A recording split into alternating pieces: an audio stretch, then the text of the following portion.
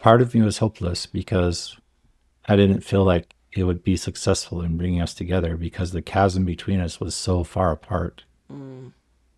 Mm-hmm.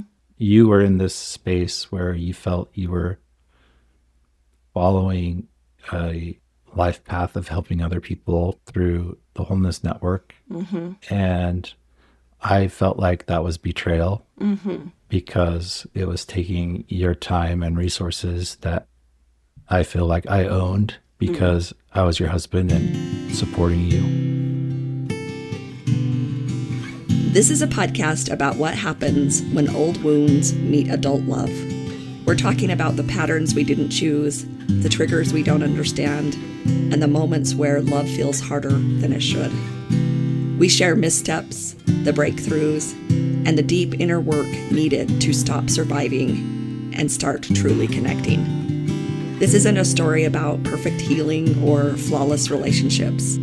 It's about awareness, compassion, and choosing growth again and again. It's about learning how to build safety, trust, and intimacy when those things weren't modeled for us. If you've ever wondered why relationships feel heavier than you expect, if you love but struggle to feel seen, safe, or understood, if you want healing, stay with us, because healing isn't out of reach. We're not here to save marriages or lower the divorce rate. This isn't therapy, it's education with a focus on harm reduction, personal agency, and making life a little easier. We do that through storytelling and sharing perspectives. These are our stories, filtered through our own lens. Anytime we talk about other people, that's just our perception, not capital T truth. We went back and listened to our first 3 episodes. And just to recap what they are, first episode is about how Michelle and I met. It's an incredible, miraculous story, almost like we were brought together by God. The second episode is how things really fell apart and the depth of despair from Michelle's perspective. The third episode is how we fell apart from my perspective. And so we listen to those, and sometimes it's hard to know for yourself how you're doing. Are you doing any good? Are you normal? Are you crazy? So we asked the authority in the matter, ChatGPT, and we uploaded the transcripts and asked it for 5 key takeaways. And we did not like what we heard. Yeah, we wanted to be transparent, and so we decided we were going to share that in this beginning episode to just let you know how it is to recognize that we don't have everything figured out, and not that we don't have good things to share, but just out of vulnerability and transparency that this is the things we could have, should have maybe seen that we didn't. And so if you don't see it in yours, we're right there with you. So 5 takeaways that we got from episode 1. The first one is a good childhood doesn't mean an unwounded adult. Was a takeaway. Right. So I talked about in the beginning, in the opening, how we had food, we had housing, we shared everything, and it was easy going. Therefore, I had nothing to examine. But those details about having no assigned bed, shared toothbrushes, no sense of something being mine, and being low maintenance as an identity, those are kind of heavy hitters. And the takeaway is functioning isn't the same as forming a secure self. Right. And did we even know what a secure self was, that concept, before we started therapy or went on this journey together? No. I'm still learning what it means to have a secure self. Yeah, of course. Another thing is intensity isn't always intimacy. So we may have had the same birthday. We were born in the same hospital. We did have that instant spark. We spent a lot of time together. We even had a nickname that his family gave us, a nickname of Monte. And it did feel magical, but ChatGPT recognized that enmeshment crept in, our identity blurred, and attachment anxiety surfaced, attachment issues surfaced. Which, if you don't know what that means, stay tuned. We're going to talk about that. The takeaway was that chemistry and closeness can mask unresolved attachment patterns. Yo. And that's where we say like things worked well until they didn't, Right, right. which is how life operates. Okay, so number 3, shame drives preemptive abandonment. So Monty's almost breakup wasn't random. It was, I'm not worthy, I'll corrupt her, I should leave before she leaves. That is classic protective behavior. And the takeaway is when we fear being exposed, we often sabotage connection before it can reject us. Yeah. Yeah. Let's move on quickly because that's a hard one for me. Yeah, but it's a typical protective part. It's like I will hurt myself or I will cause the hurt, and that supposedly is going to hurt less. Or if I don't allow myself to feel, then when it hurts, it won't hurt. It won't hurt as much, which both of those do not come true at the end of the day. But it's a story that we often tell ourselves often. So it's a common. Yes. So the fourth was external success can hide internal disconnect. So by 2006, we had a custom home, we had boats, we had church leadership, we had 4 kids, we had the Made It video. And externally, we were thriving, but internally, conversations felt heavy. One felt connected, one felt trapped. And the takeaway was a beautiful resume marriage doesn't guarantee emotional safety. But boy, does it feel like it should. So it's like that's what we're all striving for.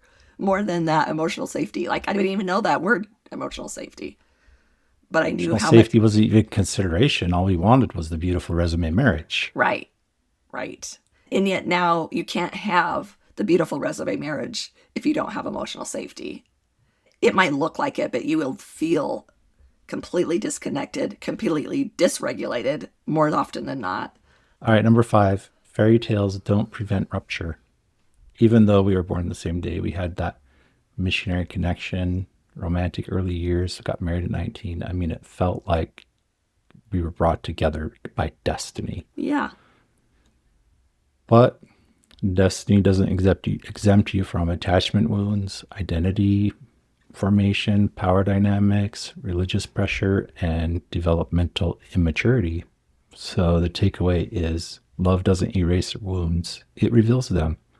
So if you're feeling revealed or wounded in your relationship, maybe that's a normal functioning of the relationship and it's meant to move you into a better place.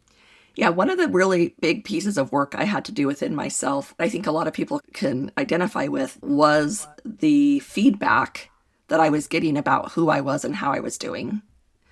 And so it wasn't, so anything uncomfortable wasn't supposed to be there. Just that's a blanket fact. Anything uncomfortable wasn't supposed to be there.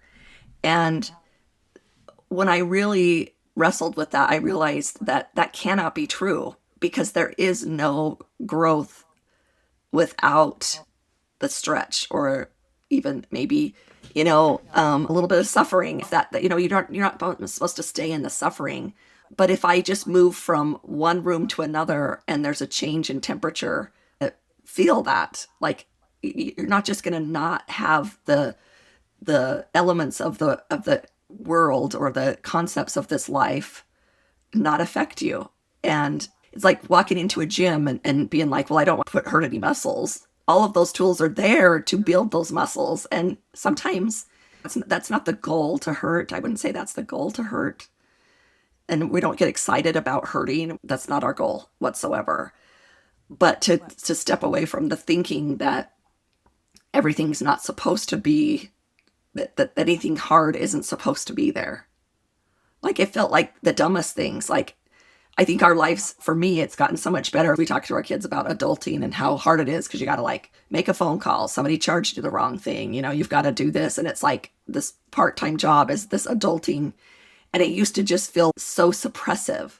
And now it's more just like a roll my eyes to-do list. And I can get fierce even in defending myself. It doesn't mean that I just think like it's no big deal, but I don't feel like it's happening to me the same way. So ChatGPT said, this is the takeaway in one sentence, the episode, the foundation of a marriage isn't built on romance, it's built on self-awareness, and we didn't have that yet. And that perfectly sets up our podcast, After the Rupture, the real story begins. And so it was true. I mean, that rupture was an important part of our journey, as painful as it was. And it doesn't take away the pain. I don't pretend like that pain was fun. I don't pretend like that doesn't still come up. I'm not just grateful for the pain, but I am grateful for the journey that it brought me to. I'll go through my clear takeaways that it got from my episode 2. So based on what I shared, so this is not my funnest moment, but the 5 clear takeaways that it had about my episode 2 was the rupture wasn't really about the topic. It was about safety. You both say right out, you weren't fighting over religion as much as you were fighting for emotional safety, and your definition of safety collided. And I can't tell you how much I can even feel that right now in my body a little bit, where it's like, yeah, I really wanted my safety to be the winner, maybe, just please help me feel safe. And what do I say to that version of myself would be, yeah, I got you. We're going to be okay. Like, everything's okay right now. Look around, but I honor that piece that shows up, and I address it with kindness and compassion instead of, oh no, what does this mean for my life? The second thing it took from that episode is dysregulation is what keeps couples stuck for years. You name the cycle, trying to resolve it, getting dysregulated, saying things in that state, creating new wounds, and repeating. The problem, in quotes, becomes not just the issue, but what happens inside your nervous system. And this is so true, because as soon as you start to talk about it, everybody's coming from such different perspectives that, like, now we've got a whole new issue. And we'll talk about that, because I kept wanting you to just tell me what to do, and I'll just do it, because we were trying to resolve that. Trying to resolve that discomfort in myself, that we weren't seeing things on the same page, and that wasn't a sense of self at all. The third thing was disconnection can feel life-threatening, even without overt cruelty. And yeah, like, if you think I don't have any good evidence as to why this is hurting me, that's not the point. We don't need outside evidence that we can tell someone and they would agree. So, like, I'll tell my clients, go to the body. When you're explaining it, say, I feel like my stomach is going to turn inside out, or I feel my heart drop into my stomach, rather than, well, he said this and you said this and you said that. And because we don't agree necessarily on the extremity of that, as much as it feels so real in your own body, the other person's not feeling that. So that's good to know. And then it says, Mechelle describes the terror of feeling the bond severed and later connects it to the still face experiment. The takeaway is powerful. You can have a relationship where no one name calls, yet the felt sense of disconnection is still traumatic. The fourth thing is fixing and dismissing can feel the same to the other person. Mechelle's instinct was, here's the answer, we're done. Monte's experience was, you discounted me. The takeaway is solution giving can accidentally communicate your pain isn't real. And I think this happens so much when someone was vulnerable and saying, I'm having a hard time. Most often than not, the other person comes up with some kind of solution.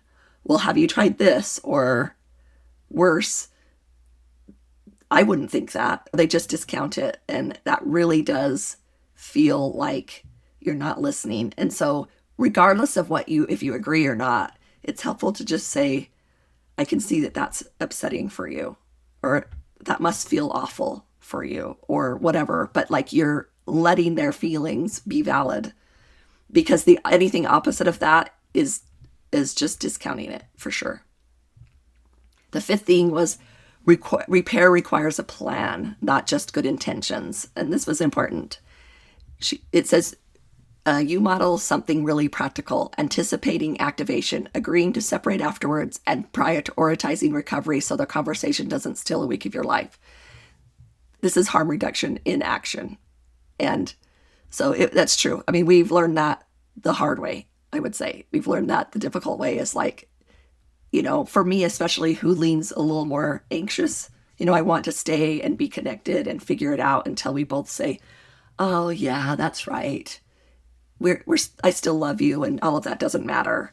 And that feels like so practical to me. But understanding from your perspective, that's like, can be the worst. It's like, no, I gotta have time to myself. I've got to breathe in my own air for a minute. And so one's not right and one's not wrong. And it doesn't mean that my feelings don't matter or your feelings don't matter. In those times, maybe we negotiate a little bit. Maybe we have spend time apart, and then it's like, okay, then we'll get back together and you'll hold me for a few minutes or something like that. Or you'll hold me for a minute and then we'll separate or something. And I don't know about you, but I feel like having that plan helps it not feel like either one of us is winning or losing. Yeah, for sure. Yeah. So some other feedback I've heard. Yeah. Somebody felt like you talked too much in those episodes. Maybe especially during my episode where I'm sharing my point of view. And I just got to say a few things about that. First off, you think, people may not know, this is something very special about you. You think while you talk. You don't think and then talk. You think while you're talking. And this goes back, we have a tape from when you're 3 years old, and as soon as you say the words right out loud, then oh, that didn't sound right. And you correct and you say the other words. So that's special about you. And so I honor that and give you time to speak. Yep. And I also really enjoy listening to you speak because I have a hard time getting words up to my mouth to come out. And it's really comforting to me, kind of like on The Bourne Identity, when he gets, what's that lady he's with, Jason Bourne ends up getting with this like French lady. It's at the beginning when they first met and they're traveling, getting out of there. They're getting out of there. Yeah. I just thought, this is one of my favorite shows. And so I thought the acting was really good in it. I think you, Marie. Yeah. I think you identified with him because he was a little bit of an empty soul. And you were like, I know what that sounds like a little bit. Like, oh yeah. We talked about that. Yeah, for sure. And so they're driving for many hours, and she's just talking to him, and he's just soaking it up. And he says, hey, his reason is, you're the only person I know. I love listening to you, when she's worried about talking too much. And I often feel that with Mechelle. Mm-hmm. I love listening to her. And I've also learned not to hold on to every word that she says. Thank you. Go with the overall feeling and enjoy it. So anyway, I really appreciate that about you, honey. Thank you. Okay, 5 takeaways for me.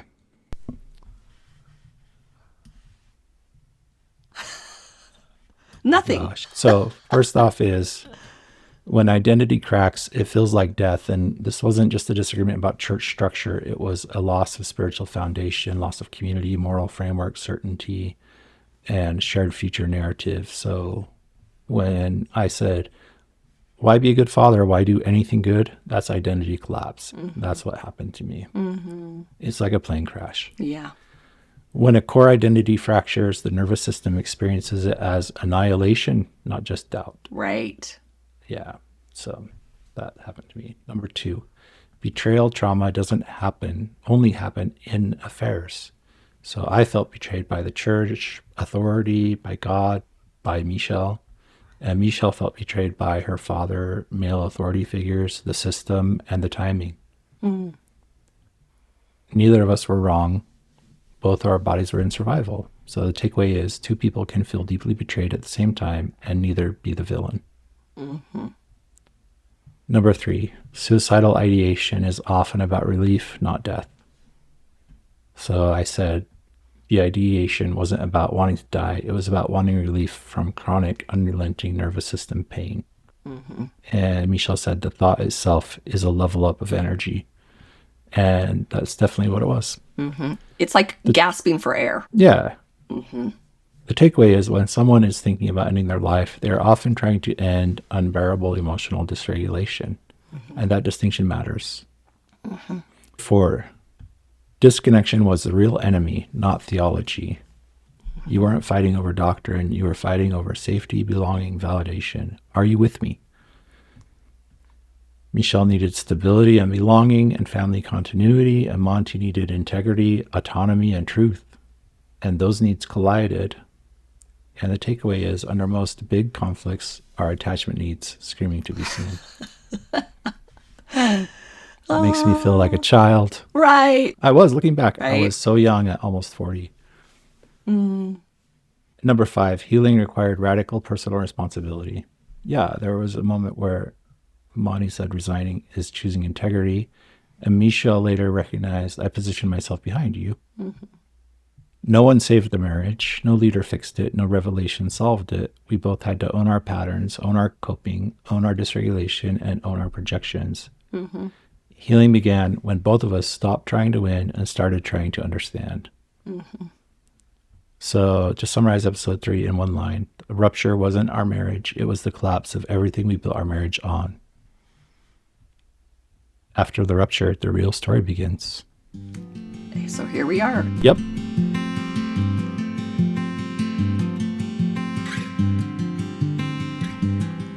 So from here, our concept is going to be a little more structured. I would say a little more intentional rather than just reminiscing.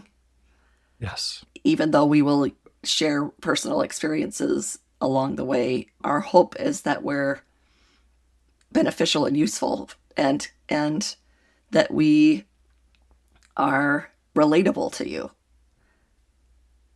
So that's our goal. We actually started the entire podcast on sitting in the therapy office. We're married 24 years and 11 months. What was it like for you beginning therapy? What feelings did you have? Definitely felt some hopelessness. This was something to try, but I didn't really have much faith that it would help us solve such complex problems that we were dealing with. How do you think you would have defined the problem back then? I know it's hard.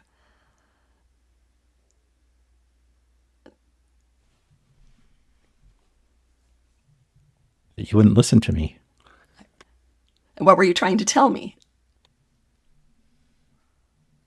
I was trying to tell you that the church is a bad foundation to build our lives upon. Okay. Yeah. Right.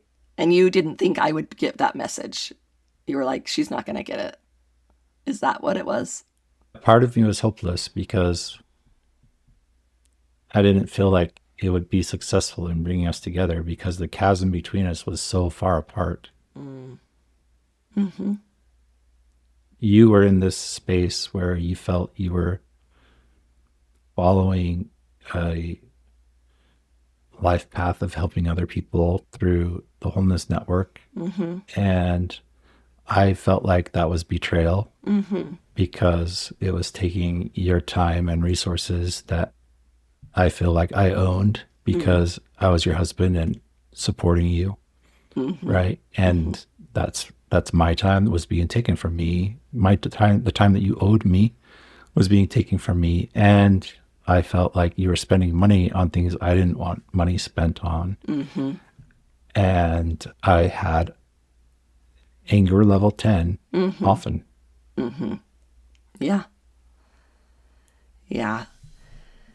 And for me, starting therapy was, I identify with some of your feelings as far as just, I had moved into this other space and I knew that I could go to a good energy therapist and walk out of that session an hour later renewed and refreshed and able to have a lighter perspective. I felt better.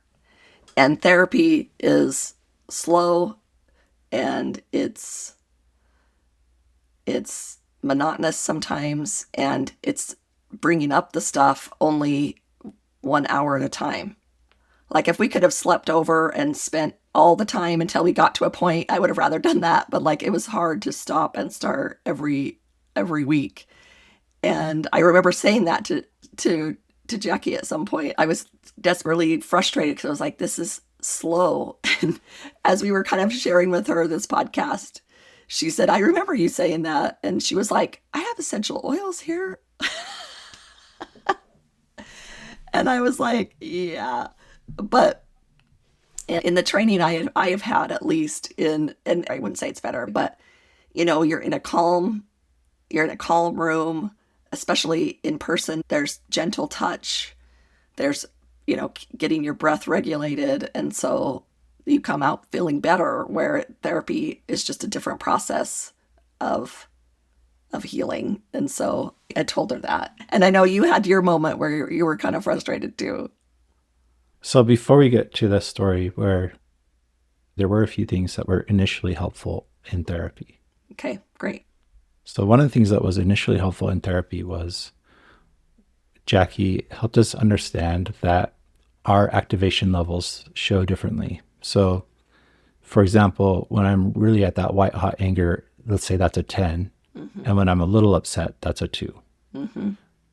But the way when Mechelle really looks activated and like she's at a 10, to me, she might really be at a 2, but to me, that looks like a 10. Mm-hmm. And for me, when I'm at a 10, I might look like a 2 or even a 1. I might be like shut down, calm, say my words, pronounce them very slowly and deliberately, but really I'm burning up inside. So that was something that was really helpful to understand right off the bat. Mm-hmm.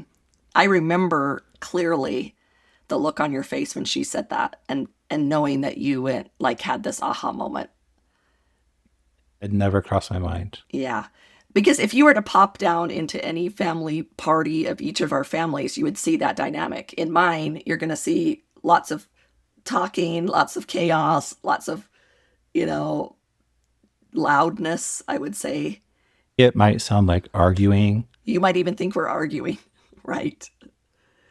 Right. Because why? Why would you think that? Because you'd be talking loudly and you would be so direct. Right. About what you're saying to each other. And that's not right. You just directly say what you were thinking. Right. And for you, if we dropped into your family, that wouldn't be allowed, or? That's not allowed. We can't be direct because that hurts people's feelings. And the ultimate thing for us is don't hurt people's feelings. I mean, that was one of the top rules. Mm-hmm. And so you could never criticize or express how you really feel about something. You would always temper it. Mm-hmm. Don't be too much at all. Mm-hmm. So where mine was like outdo each other, maybe even a way, like everybody's talking over each other. And that's the dynamic. Your dynamic was the opposite. Don't. And so it would make sense that we come with those two different perspectives that collide. I know it sounds so strange.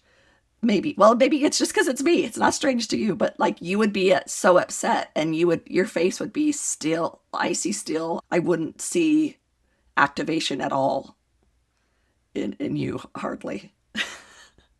Until I did activate and right. I went postal crazy. Right. Yeah. All of a sudden we would go to loudness and there would be, you just don't like me. I would go there. And I'd be like, right. where did we go? Like that, what just happened? And I don't mean to say call you out or anything like that, but. You can call me out. But there was a whole lot of like, where did this come from? I mean, I think we're just working it out. We're figuring it out. We're exploring and discovering who we are, and then all of a sudden, I would get so frustrated at not being able to get my point across. Mm-hmm. That I would keep trying until I give up and just explode with rage to try to show the depth, communicate how deeply and strongly I'm feeling about something. Mm-hmm. And I think part of my intention too was to damage your feeling of safety, so that I would get you to pay attention to me. Right. Which isn't really the right way to get someone to listen to you. Yeah, but that's the pattern we do to our kids. Like you do to little kids. Maybe we don't spank them, but you put them on timeout. You want them to feel bad so that they will change their behavior. That is the pattern that we have for changing other people's behavior. You make them feel bad so they will change. Yep. And You married a stubborn one. I sure did. You can say that again. I didn't get that memo that I was supposed to feel bad and then change on some level, because I think because it's that dynamic, because I'm thinking we're just chatting about it at a 2. I don't know. This is DEFCON 10. All right. I mean, when you would get really upset, then I would get quiet, and then you would feel bad maybe. And then, you know what I mean? It's like a stupid pattern, it was Right. unhealthy. It was on both of our parts, because I would be stunned, and then you would, you would feel bad. I mean, anyone would. And then I don't even know what to say. And then it's just like, I mean, and honestly, sometimes we'd be like, sorry, it wasn't like we didn't talk for days even. I mean, some people probably wouldn't talk for days. We didn't do that, which wasn't, just still not as healthy. We would just like, okay, never mind. Okay, pack that away. Never mind, we didn't just do that. But those feelings inside of us were still there, and then they would just be carried on to the next conversation. But I think we would have looked like we have a great marriage because we don't let that get in our way. Or, or we say we're sorry. Because we did. It would be like, I'm sorry. Our fights would end, and in the same day, most, you know what I mean, with a little bit of coming together, but not in a healthy way. In more like it, that was scary. Let's back up, rewind. Yeah, and I wasn't really aware at the time, but I would get so activated during our fights that it would take me a few days to physically feel back to normal. Yeah, me too. There's the eggshell days, you're like, hi, how are you? Yeah. Kind of convoluted and constructed rather than this natural connection. Yep. For sure.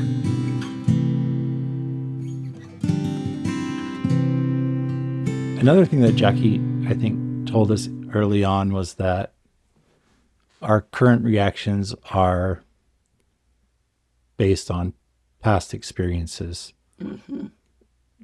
That just whooshed over my head. We would just nod. I mean, I understood it because I'd had a training, but even still, it sunk in differently. Like I was always just using it to myself. I didn't understand how that was working for you. Yep. Because I didn't have your background. And that was a core problem that we dealt with. It took us about a year in of weekly therapy to realize what's going on. And that is a story we will get into. Mm-hmm. But I want to talk about 6 months in to therapy. And I was getting frustrated because we hadn't talked about anything that we talked about in our first couple episodes with the breakdown. We talked about how we got together, the first episode, but we hadn't talked about the second episode. And so, I thought Michelle's issues aren't getting addressed. She's not getting the therapy she needs. This is failing. It's very expensive. We were paying no insurance. We were cash pay. And it was taking a lot of time. I would take time off of work. I would go pay all this money. And it was very difficult. So we started therapy in August. And then in about the end of November, I was frustrated with the lack of progress. So I let Jackie know, hey, we are not making progress. Things are not moving ahead like I want them to. When are we going to talk about the past, the issues that we're dealing with? And Jackie very smartly, her reaction was like, it was like Oscar nomination worthy. Yeah. She just said, we need to really get to stability in the present before we can go back and address those issues in the past. Right. Which was very, very hard for me to hear, not what I wanted to hear, but it did get us through the moment and we did keep going. So I think it was a really great answer. Yeah, I think it was the best answer because she also slowed down her languaging.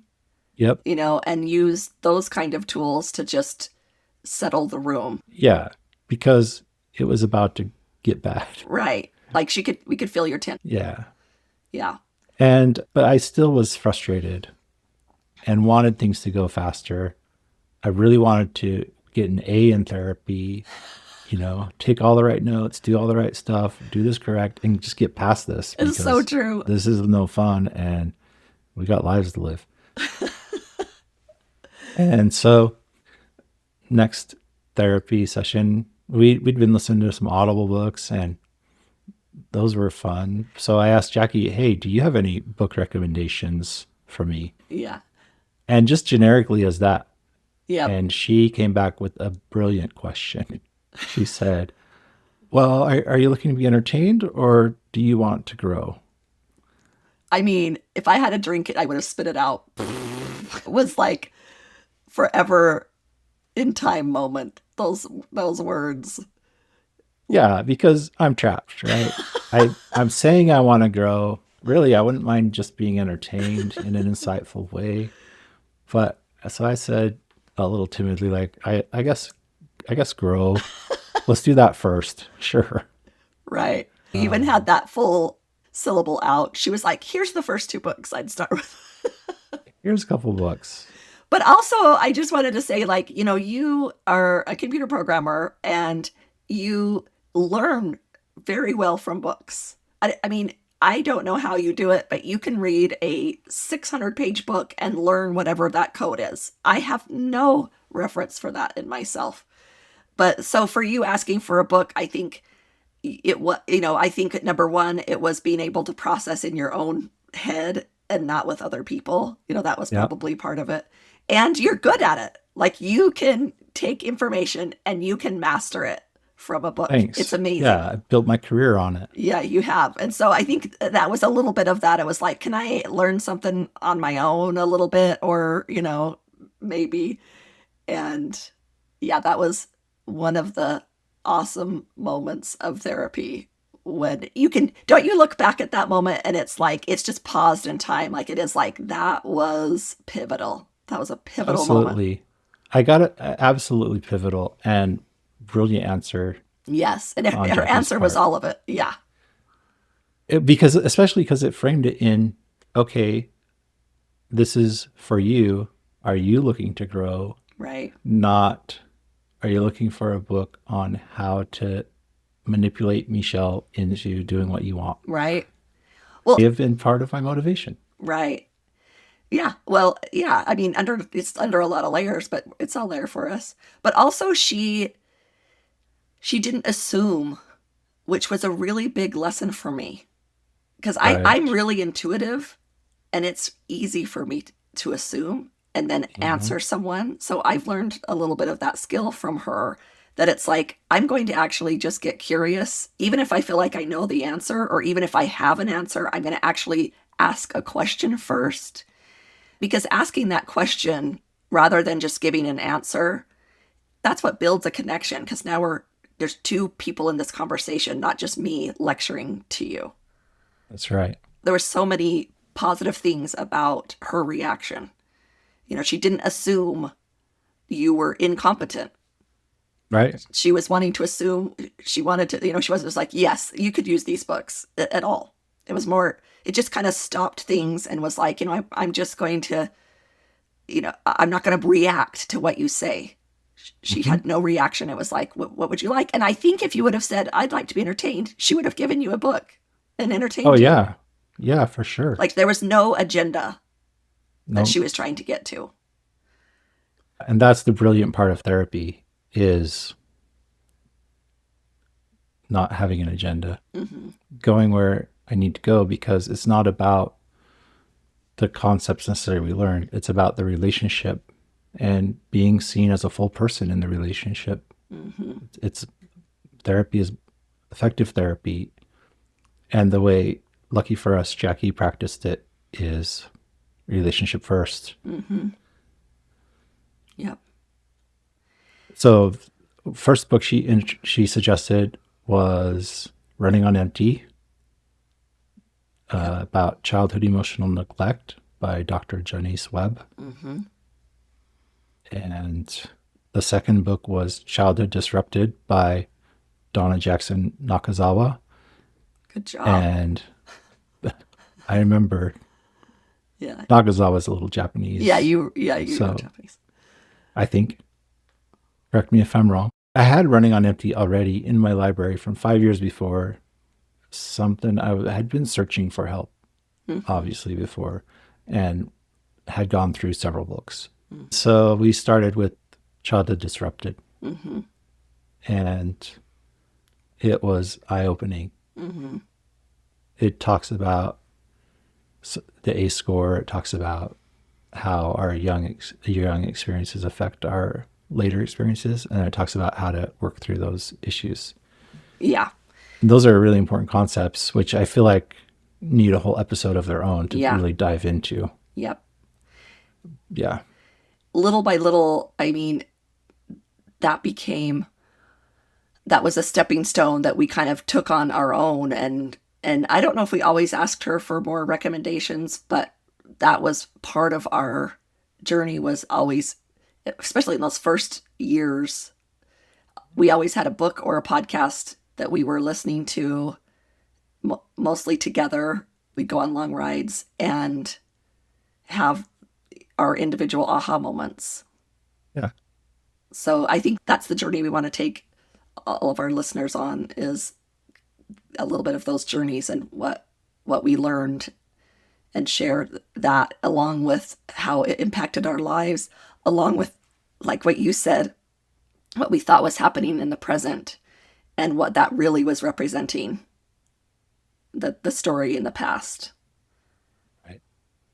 I think first episode we're going to talk about CPTSD, because that was the kind of a real pivotal, another one where it was like that information was really important.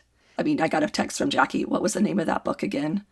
Or that you found? And so it wasn't, CPTSD was very unknown 5 years ago.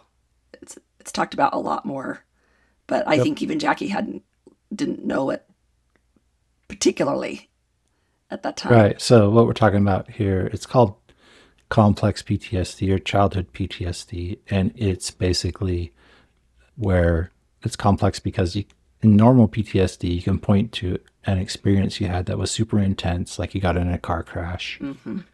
And when you have certain triggers, you flash back to that experience, being in the car crash, and feel unsafe. Mm-hmm. And complex PTSD, there's not an event you can point to. It's something that happens repeatedly, minor traumas that cause you to flash back emotionally to the state you were in previously. So that's what it was about. I have one more thing that was helpful during the initial part of therapy. And it took a while to understand too, but Jackie would say, when you start getting angry or you start feeling defensive or start feeling activated, you can get flooded.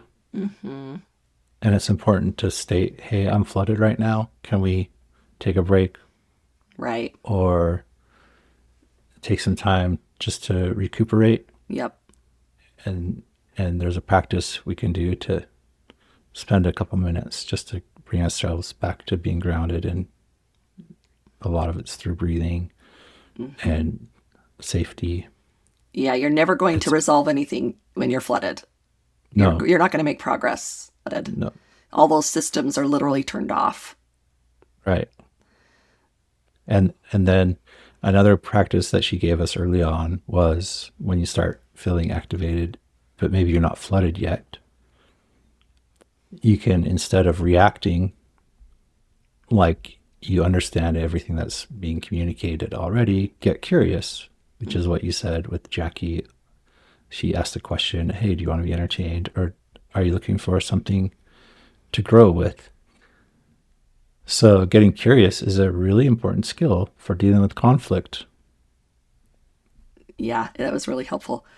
And we want to have a segment at the end of each episode where we talk about what we're going to call a rupture repair. And for today, this is something this is a concrete kind of a piece of help that you can take into your daily lives. When we take deep breaths, one of the things that we can ask ourselves, where am I breathing? The more nervous we are, the more activated we are, the higher up in our bodies that we're breathing. And so sometimes we're breathing like almost out of our shoulders. And once you notice it, you'll notice it. And so once we recognize where we're at, start to move the breath down deep into your belly. And a lot of times we're meant to take a deep breath and we make our chest big, but we want to make our belly big, and we want to make it big when we're breathing in because we're filling the air. A lot of times as we're making our chest big, we're making our stomach small. So it's a little bit of a change there. So just breathe deeply into your belly, allowing that belly to grow out as you breathe in. And that even bumps up against some nerve endings that are calming. And then breathe out and suck it in. And so just change that breath a little bit when you feel some activation, and it really makes a difference. You want to go extra credit?